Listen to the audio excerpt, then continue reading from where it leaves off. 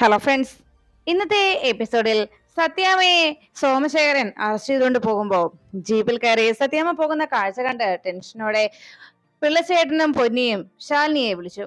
കുഞ്ഞെ എന്ന് വിളിച്ചതും ശാലിനി വേഗം തന്റെ കയ്യിലിരിക്കുന്ന ആ കൈക്കുഞ്ഞുമായി വേഗം അകത്തേക്ക് പോകുമ്പോഴേക്കും ഗോപാലകൃഷ്ണൻ ഒരു വാക്ക് പോലും പറയാതെ വേഗം ആ വീട്ടിൽ നിന്നിറങ്ങി. അപ്പോഴേക്കും പിള്ളച്ചേട്ടൻ ആകെ സങ്കടത്തോടെ പൊന്നിയോട് ചോദിച്ചു, പൊന്നി ഇനി നമ്മൾ എന്ത് ചെയ്യും, എന്താകും എന്നൊക്കെ ചോദിച്ചപ്പോഴേക്കും പൊന്നു പറഞ്ഞു, എന്തെങ്കിലും ഒരു പോംവഴി ശാലിനി കുഞ്ഞ് കാണും, അതുകൊണ്ടല്ലേ കുഞ്ഞ് സത്യാമ്മയോട് അയാളോടൊപ്പം പോയിക്കോളാൻ പറഞ്ഞത് എന്നറിയിച്ചു. അപ്പോഴാണ് ശാലിനി മുറിയിലെത്തി തന്റെ ഫോൺ എടുത്ത് അനുപല്ലവിയെ വിളിച്ച് ചില കാര്യങ്ങളൊക്കെ സംസാരിച്ചത്. അതെല്ലാം കേട്ട് വേണ്ട തീരുമാനം ഉടനെ തന്നെ എടുത്തോളാമെന്ന് അവരുടെ ഭാഗത്ത് നിന്ന് മറുപടി കിട്ടിക്കഴിയുമ്പോഴേക്കും ശാലിനി ആ ഫോൺ വെച്ച് വീണ്ടും ബെഡിൽ കിടത്തിയ കുഞ്ഞിനെ കയ്യിലെടുത്ത് അതിനെ താലോലിക്കുന്നതോടൊപ്പം സത്യാമ്മയുടെ അവസ്ഥയോർത്ത് ആകെ ടെൻഷനോടെ ആ കുഞ്ഞിനെ നെഞ്ചിലേക്ക് ചേർത്ത് പിടിച്ചു. അപ്പോഴാണ് ശ്യാമ വീട്ടിൽ കിടന്ന് ഉണ്ടാക്കിയ പ്രശ്നങ്ങളെയൊക്കെ ശാന്തേച്ചി പറഞ്ഞു മനസ്സിലാക്കുന്നത്. ഇങ്ങനെയൊക്കെ ബഹളം വെച്ചു കഴിഞ്ഞാൽ മറ്റുള്ളവരുടെ കാഴ്ചപ്പാടിൽ നമ്മളാണ് പ്രശ്നക്കാരാവുക. സത്യത്തിൽ ഈ കുടുംബത്ത് ഇത്രയേറെ പ്രശ്നങ്ങൾ ഉണ്ടാകാൻ കാരണം ശ്യാമേ നിന്റെ എടുത്തുചാട്ടം മാത്രമാണ്. ശ്യാമയെ ഇങ്ങനെയൊന്നും പെരുമാറാൻ പാടില്ല. സത്യത്തിൽ ഈ കുടുംബത്തിൽ ഇത്രയേറെ പ്രശ്നങ്ങൾ ഉണ്ടാകാൻ കാരണം ശ്യാമയുടെ ഈ എടുത്തുചാട്ടവും ഒന്നും ആലോചിക്കാതെയുള്ള ഓരോ പെരുമാറ്റവും അല്ലേ. അതുകൊണ്ട് നമ്മൾ സ്ത്രീകൾ കുറച്ചൊക്കെ ക്ഷമിക്കുകയും കുറച്ചൊക്കെ കരുതലോടെ പെരുമാറുകയും ചെയ്യണം. ഇപ്പോ ഈ വീട്ടിൽ പ്രശ്നങ്ങൾ മനഃപൂർവ്വം ഉണ്ടാക്കുകയല്ലേ ഇപ്പോ ശ്യാമ ചെയ്തുകൊണ്ടിരിക്കുന്നതെന്നെല്ലാം ശ്യാമയെ ഉപദേശിച്ചുകൊണ്ട് ശാന്തേശി അരികിൽ നിൽക്കുമ്പോൾ ശ്യാമ പറഞ്ഞു, എനിക്ക് പലപ്പോഴും എന്നെ തന്നെ നിയന്ത്രിക്കാൻ പറ്റുന്നില്ല ശാന്തേശി എന്ന് പറഞ്ഞപ്പോ ശാന്ത പറഞ്ഞു, കുഞ്ഞെ ഈ വീട്ടിൽ ഇപ്പോ ശാരദാമ്മ ഇല്ലാത്ത സ്ഥിതിക്ക് ഇപ്പോ ഈ വീടിന്റെ എല്ലാ കാര്യങ്ങളും നോക്കി നടത്തേണ്ട ചുമതല കുഞ്ഞിനാണുള്ളത്, അത് മറക്കരുത് എന്റെ ശ്യാമയെ എന്ന് പറഞ്ഞ് ശ്യാമയെ ശാന്തേച്ചി ഉപദേശിക്കുമ്പോ ശ്യാമയ്ക്കുള്ള ഭക്ഷണവുമായിട്ട് രോഹിത് ആ മുറിയുടെ വാതുക്കലേക്ക് എത്തി. രോഹിത് ശ്യാമയും ശാന്തയും തമ്മിലുള്ള സംസാരം അപ്പുറത്ത് മാറുകയെന്ന് കേൾക്കുകയും പിന്നീട് ശ്യാമ അല്പം ശാന്ത സ്വഭാവക്കാരിയായി മാറി എന്നുള്ള ധാരണയിൽ ശ്യാമയ്ക്കുള്ള ഭക്ഷണവുമായിട്ട് രോഹിത് മുറിയിലേക്ക് കയറി വന്നു. ശ്യാമേ നീ ഭക്ഷണമൊന്നും കഴിച്ചില്ലല്ലോ, ദാ ഇത് കഴിക്കേ, എന്നോടുള്ള ദേഷ്യത്തിന് ഭക്ഷണം കഴിക്കാതിരിക്കണ്ട, വഴക്ക് കൂടാനാണെങ്കിലും ആരോഗ്യം വേണ്ടേ എന്ന് പറഞ്ഞ് രോഹിത് ഭക്ഷണം നീട്ടിയതും നിങ്ങളിപ്പോ എന്തിനാ ഇതുമായിട്ട് ഇങ്ങോട്ട് വന്നത് എന്ന് ചോദിച്ച് ശ്യാമ ദേഷ്യപ്പെട്ടു.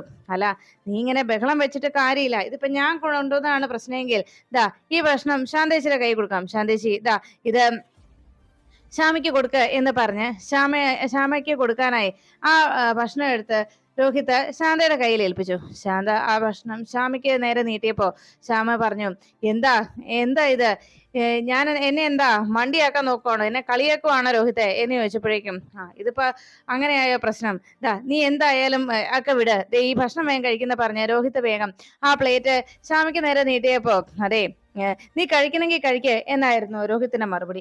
അത് കേട്ടപ്പോഴേക്കും ശ്യാമ പറഞ്ഞു, അല്ലെങ്കിൽ ഞാൻ കഴിച്ചാൽ എന്താ, കഴിച്ചില്ലെങ്കിൽ എന്താ, നിങ്ങൾക്കതിപ്പോ വലിയ പ്രശ്നങ്ങളൊന്നും അല്ലല്ലോ എന്ന് പറഞ്ഞ് രോഹിത്തിനോട് ദേഷ്യപ്പെടുമ്പോ നിന്നെ സ്നേഹിക്കാനും കൊള്ളില്ല, ഒന്നിനും കൊള്ളില്ല, അതാ ഇതിന്റെ മനസ്സിൽ മുഴുവനെ എല്ലാത്തിനോടുമുള്ള സംശയവും വെറുപ്പുമാണ് എന്ന് പറഞ്ഞ് രോഹിത് ദേഷ്യത്തോടെ അതാ ബെഡിലേക്ക് വെച്ചിട്ട് പോകാൻ തുടങ്ങുമ്പോഴേക്കും ശ്യാമ പറഞ്ഞു, അതെ അയാളുടെ ഒരു ഭക്ഷണം എന്ന് പറഞ്ഞ് ആ പ്ലേറ്റ് എടുത്ത് നിലത്തേക്ക് വലിച്ചെറിഞ്ഞു.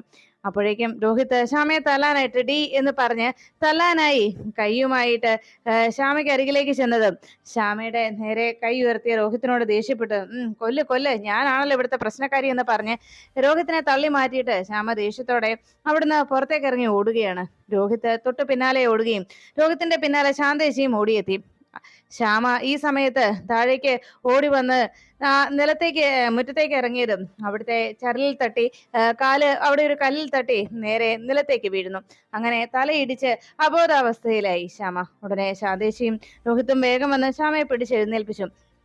ശ്യാമ ബോധം കെട്ട് കിടക്കുന്ന കണ്ടതും രോഹിത് വല്ലാത്ത ടെൻഷനോടെ ശ്യാമയെ ഇന്ന് വിളിച്ചുണർത്താനായിട്ട് ശ്രമിച്ചു. അപ്പോഴേക്കും ശാന്തേച്ചി പറഞ്ഞു, അയ്യോ ബോധം പോയല്ലോ, ഞാൻ വേഗം ചെന്ന് ഓട്ടോ വിളിച്ചിട്ട് വരാം എന്ന് പറഞ്ഞ് നമുക്ക് ഹോസ്പിറ്റലിൽ കൊണ്ടുപോകാമെന്നും പറഞ്ഞുകൊണ്ട് ശാന്തേച്ചി ഓട്ടോ വിളിക്കാനായിട്ട് അവിടെ നിന്ന് ഇറങ്ങി ഓടി. ഈ സമയത്താണ് രാഘവൻ നായർ ശാന്തിയെ തന്റെ ഭാമയെ കാണണമെന്ന് പറഞ്ഞുകൊണ്ട് സ്റ്റേഷനിലേക്ക് പോകാനായി ബഹളം വെച്ച് പുറത്തേക്ക് ഇറങ്ങുമ്പോ അപ്പോഴേക്കും പിള്ളച്ചേട്ടൻ രാഘവൻ നായരെ തടയുന്നു. രാഘവൻ സാറേ ഇപ്പൊ അവിടേക്ക് ചെന്നിട്ട് എന്താ കാര്യം, ശാലിനി കുഞ്ഞ് അങ്ങോട്ട് പോയിട്ടുണ്ടല്ലോ, അതുകൊണ്ട് ഇപ്പൊ രാഘവൻ സാർ അവിടേക്ക് പോകണ്ട എന്ന് പറഞ്ഞ് ഒരു വിധത്തിൽ സമാധാനപ്പെടുത്താൻ ശ്രമിക്കുമ്പോൾ രാഘവൻ നായർ ഒറ്റക്കാലിൽ തന്നെ നിൽക്കുകയാണ്. എനിക്ക് ഭാമയെ കാണണം, എനിക്കിപ്പൊ തന്നെ കാണണം എന്ന് പറഞ്ഞ് പോകാൻ തുടങ്ങി നിൽക്കുന്ന രാഘവൻ നായരെ തടയാൻ ശ്രമിച്ചിട്ട് സാധിക്കാതെ ആകെ നിരാശനായിക അങ്ങനെ പിള്ളച്ചേട്ടൻ നിൽക്കുമ്പോഴാണ് ബുള്ളറ്റ് അവിടേക്ക് കയറി വരുന്ന ബുള്ളറ്റിന്റെ ശബ്ദം കേട്ടത്. ഉള്ളത് ശിവനാണെന്ന് മനസ്സിലായതോടെ രണ്ടുപേരും ശിവനെ നോക്കി. ശിവൻ മുറ്റത്തേക്ക് വന്നിറങ്ങിയിട്ട് എന്താ പിള്ളച്ചേട്ടാ പ്രശ്നം, എന്താ കാര്യം എന്ന് ചോദിച്ചപ്പോഴേക്കും രാഘവൻ നായർ പറഞ്ഞു, എടാ മോനെ, നിന്റെ അമ്മയെ ആ സി സോമശേഖരൻ വന്ന് അറസ്റ്റ് ചെയ്തുകൊണ്ട് പോയിരിക്കുക എന്ന് പറഞ്ഞു. സോമശേഖരനോ? ആ SI സോമശേഖരൻ എന്ന് പറഞ്ഞപ്പോ അയാൾ എന്തിനാ ഇപ്പൊ വന്ന് സത്യമ്മ അറസ്റ്റ് ചെയ്തത്, എന്താ പിള്ളച്ചേട്ടാ കാര്യം എന്ന് ചോദിച്ചപ്പോഴേക്കും ആ കുട്ടിക്കൃഷ്ണനില്ലേ നമ്മുടെ കയ്യിൽ നിന്ന് പണം പലിശയ്ക്ക് വാങ്ങിച്ചേ, അയാള് തൂങ്ങി മരിച്ചു. അയാള് മരിക്കുന്നതിന് മുമ്പ് അയാള് ഒരു പേപ്പറിൽ സത്യാമ്മയുടെയും മറ്റാരുടെയും പേരെഴുതിയിട്ടുണ്ടെന്നാ പറഞ്ഞത് എന്ന് പറഞ്ഞപ്പോഴേക്കും ശിവൻ പറഞ്ഞു, ഓ അല്ലെങ്കിലും ആ സോമശേഖരന് എന്നോട് സത്യാമ്മയോടും വല്ലാത്ത ദേഷ്യമുണ്ട്. അയാള് പലിശയ്ക്ക് പണം മേടിച്ചിട്ട് തിരിച്ചു തരാത്തത് ചോദ്യം ചെയ്തതിന്റെ പേരിൽ. എന്തായാലും ഞാൻ ഇപ്പൊ തന്നെ സ്റ്റേഷനിലേക്ക് പോകാം, അവിടുന്ന് സത്യാമ്മ ഇറക്കിക്കൊണ്ട് വന്നിട്ടേ ബാക്കി കാര്യങ്ങളുള്ളൂ എന്ന് പറഞ്ഞ് ശിവൻ പോകാൻ തുടങ്ങുമ്പോഴേക്കും കുട്ടികൾ രണ്ടുപേരും റെഡിയായി വാതുക്കലേക്ക് ഓടിയെത്തി. ഹായ്, ഞങ്ങള് റെഡിയായി ശിവനങ്കിൾ, ഇന്ന് നേരത്തെ ചെല്ലണമെന്നാ ടീച്ചർ പറഞ്ഞിരിക്കുന്നത്. ഹെഡ് മിസ്ട്രസ് പ്രത്യേകം പറഞ്ഞു ഇന്ന് അസംബ്ലിക്ക് മുൻപ് ചെല്ലണമെന്ന്, ഇന്ന് ഒത്തിരി കാര്യങ്ങൾ പറയാനുണ്ടെന്ന് എന്നൊക്കെ പറഞ്ഞപ്പോഴേക്കും കുട്ടികളോട് ശിവൻ പറഞ്ഞു, അയ്യോ ഇപ്പോ മക്കളെ നിങ്ങളെ ഞാൻ എങ്ങനെ കൊണ്ടുപോവാ എന്ന് പറഞ്ഞ് ശിവനാകെ ടെൻഷൻ അടിച്ച് നിന്നപ്പോഴേക്കും അത് പറ്റില്ല, ശിവനെങ്കിൽ തന്നെ ഞങ്ങൾ കൊണ്ടുപോകണമെന്ന് പറഞ്ഞ് കുട്ടികൾ ബഹളം ഉണ്ടാക്കാൻ തുടങ്ങി. ഇത് കേട്ട് നിന്ന പിള്ളാച്ചൻ പറഞ്ഞു, അതെ, തൽക്കാലം ശിവന്റെ കാര്യം ചെയ്യേ, കുഞ്ഞുങ്ങളെ കൊണ്ട് നേരെ സ്കൂളിലേക്ക് പോവും, എന്നിട്ട് അവിടുന്ന് സ്റ്റേഷനിലേക്ക് പോയാൽ മതി എന്ന് പറഞ്ഞതും രാഘവനായർ പറഞ്ഞു, അത് മതി. അല്ലട മോനെ, ഞാനും കൂടി വരട്ടെ എന്ന് ചോദിച്ചപ്പോഴേക്കും ഉടനെ അവനെ ആ സോമശേഖരനെ അവനെ വെറുതെ വിടാൻ പാടില്ല എന്ന് സത്യാമ്മയെ അറസ്റ്റ് ചെയ്തുകൊണ്ട് പോയ സോമശേഖരനിട്ട് 2 എണ്ണം കൊടുക്കണമെന്നും ആദ്യം ഭാമയെ പുറത്തിറക്കിയിട്ട് വേണം ആ സോമശേഖരനിട്ട് കൊടുക്കാനെന്ന് ശിവനോട് രാഘവൻ നായർ അറിയിച്ചപ്പോ ശിവൻ പറഞ്ഞു, തീർച്ചയായിട്ടും അതിനുള്ള അയാൾക്കുള്ളത് ഞാൻ സമ്മാനം വേറെ കൊടുത്തോളാം എന്ന് ശിവൻ ഉറപ്പു പറഞ്ഞു. അപ്പോഴേക്കും രാഘവൻ നായർ ചോദിച്ചു, എടാ മോനെ, ഞാൻ കൂടെ വരട്ടെ, അവനിട്ട് 2 എണ്ണം കൊടുക്കാൻ വേണ്ടിയാ എന്ന് പറഞ്ഞപ്പോഴേക്കും ശിവൻ പറഞ്ഞു, അയ്യോ അച്ഛാ ഇപ്പൊ വേണ്ട. അപ്പോഴേക്കും പിള്ളച്ചേട്ടനും പറഞ്ഞു, അതെ അത് വേണ്ട സാറേ, ഇപ്പൊ എന്തായാലും സത്യാമ്മയെ പുറത്തിറക്കിക്കൊണ്ട് വരട്ടെ, അതിനുശേഷം മതി ബാക്കി എന്ന് പറഞ്ഞ് കുട്ടികളെ രണ്ടുപേരെയും ജീപ്പിൽ കയറ്റിയിരുത്തിയിട്ട് ശിവൻ വേഗം വണ്ടി എടുക്കാനായി ജീപ്പിലേക്ക് കയറി. കുട്ടികൾ അപ്പോഴേക്കും ചോദിച്ചു, അല്ല അങ്കിൾ, സത്യാമ്മയെ പോലീസുകാര് ഉടനെ വിടുവോ എന്ന് ചോദിച്ചപ്പോഴേക്കും മക്കള് വിഷമിക്കണ്ട, മക്കള് സ്കൂളിൽ നിന്ന് വിട്ടു വരുമ്പോ സത്യാമ്മ ഇവിടെ ഉണ്ടാവും. ശിവങ്കിൾ ഇതുവഴി പോയി നിങ്ങളെ ആക്കിയതിനു ശേഷം സത്യാമ്മയെ കൂട്ടിക്കൊണ്ടു വരും എന്ന് പറഞ്ഞ് കുട്ടികളുമായി ശിവൻ സ്കൂളിലേക്ക് പുറപ്പെട്ടു. അപ്പോഴാണ് സ്റ്റേഷനിലേക്ക് സത്യാമ്മയുമായി പോലീസിന്റെ ജീപ്പ് വന്നെത്തിയത്. അകത്തേക്ക് കയറിയതും സത്യഭാമയെ നേരെ ലോക്കപ്പിലേക്ക് ആക്കാനായി സോമശേഖരൻ അറിയിച്ചു. ഇനിയുള്ള ജീവിതം ഇതിനുള്ളിലാണെന്നും അത്ര പെട്ടെന്നൊന്നും ഇതിൽ നിന്ന് നിങ്ങൾ ഇറങ്ങി പോവില്ല എന്നൊക്കെ സോമശേഖരൻ പറയുമ്പോഴേക്കും ശാലിനി തൊട്ടു പിന്നാലെ അവിടെ സ്റ്റേഷനിലേക്ക് വന്നെത്തി. ശാലിനി അകത്തേക്ക് കയറി വന്നതും സോമശേഖരനെ ഒന്ന് നോക്കിയിട്ട് നേരെ സത്യാമ്മയ്ക്ക് അരികിലേക്ക് ചെന്നു.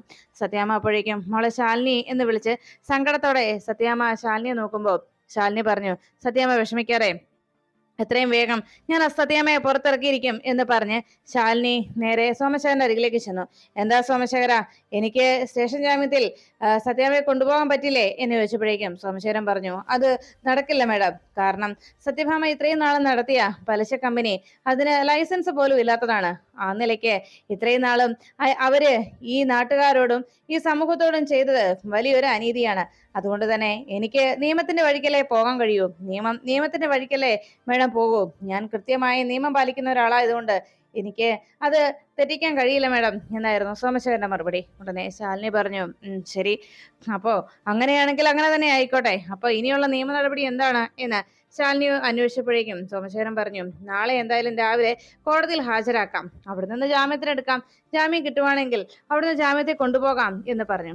ഓ അത് ശരി, അപ്പം കരുതിക്കൂട്ടിയുള്ള നീക്കങ്ങളാണല്ലേ സോമശേഖര ഇത് എന്ന് ചോദിച്ചപ്പോഴേക്കും മേഡം അതിനിപ്പോ ഞാൻ എന്ത് പറയാനാ എന്ന് പറഞ്ഞു. ശരി, ഞാൻ എന്റെ വഴിക്ക് നോക്കിക്കോളാം എന്ന് പറഞ്ഞ് ശാലിനി വേഗം പുറത്തേക്ക് ഇറങ്ങിയിട്ട് അവിടുന്ന് റസാക്കിനെ വിളിച്ചു നോക്കുന്നു.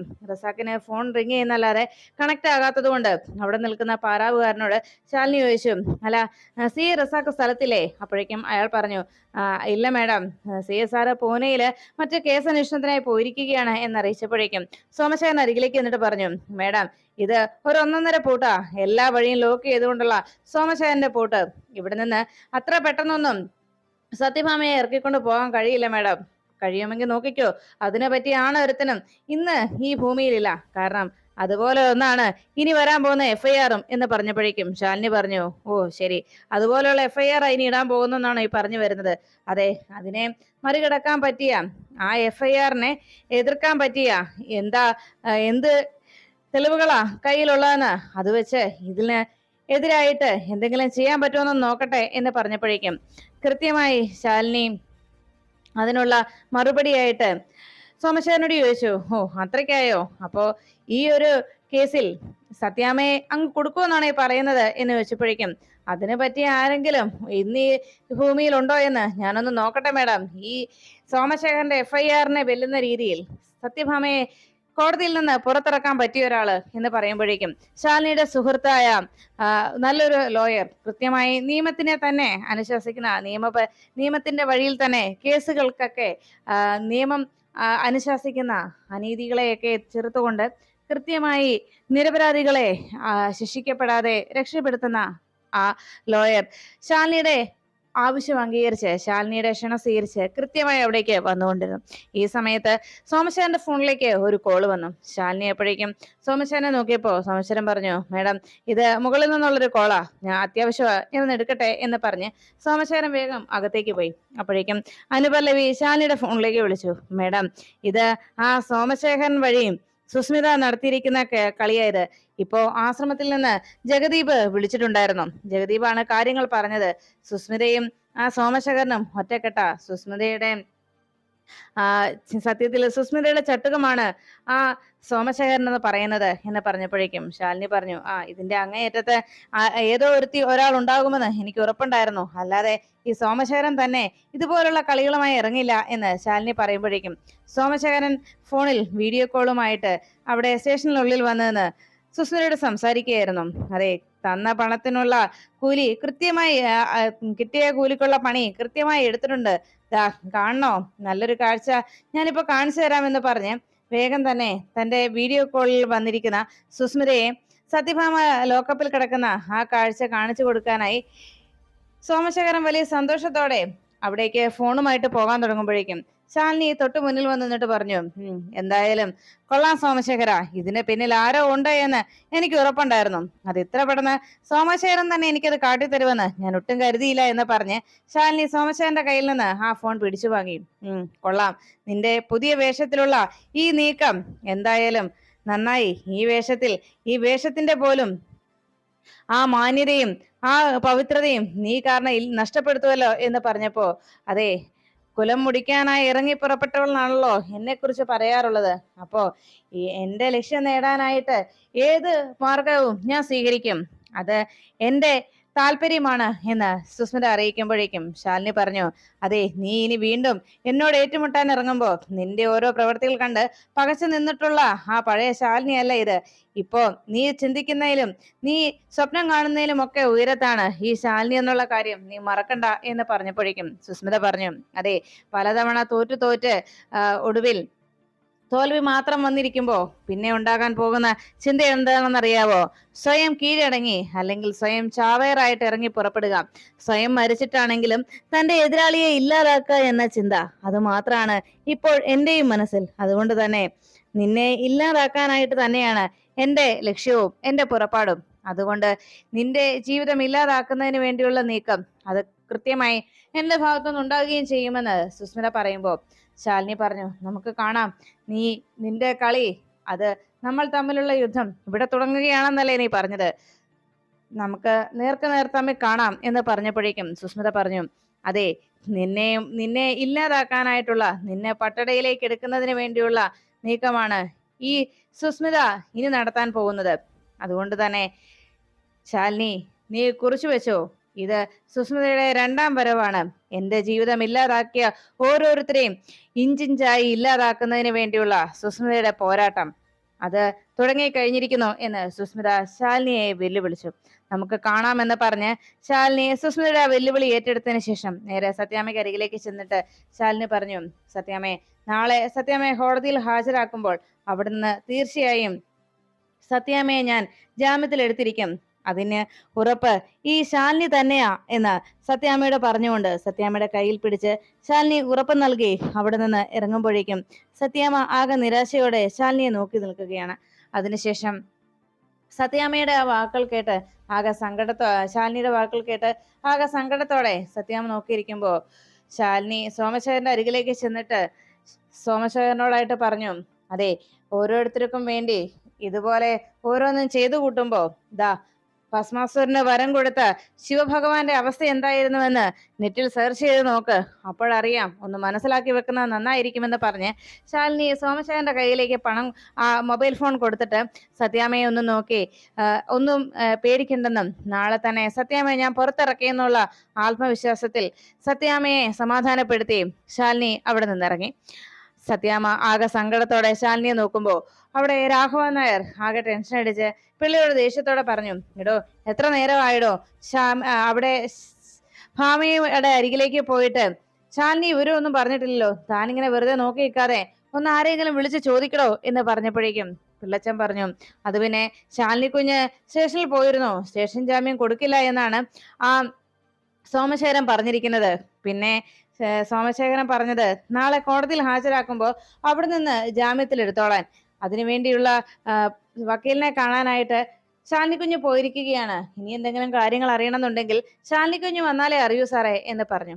അപ്പോഴാണ് അകത്ത് നിന്ന് കുഞ്ഞ് കരയുന്ന ശബ്ദം കേട്ടത്.